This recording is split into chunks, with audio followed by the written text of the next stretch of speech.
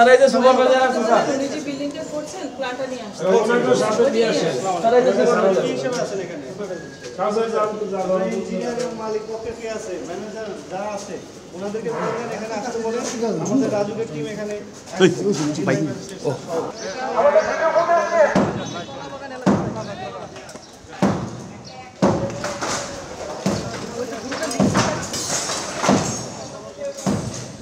আমাদের অভিযানের কারণে আমরা যখনই কোনো নির্মাণাধীন ভবন দেখতে পাই আমাদের অফিসের পক্ষ থেকে মানে জোনাল অফিসের পক্ষ থেকে আমরা হচ্ছে যে একটা নোটিশ দিয়ে থাকি তাদেরকে বলি যে আমরা তাদের যে অনুমোদিত রাজুক অনুমোদিত নকশা আছে সেই নকশাটা আমাদের অফিসে দাখিল করার জন্য তা ওনাদেরকেও এখানে আমরা যারা যে ভবনে এসেছি মালিকপক্ষকে নোটিশ দেওয়া হয়েছে কিন্তু তারা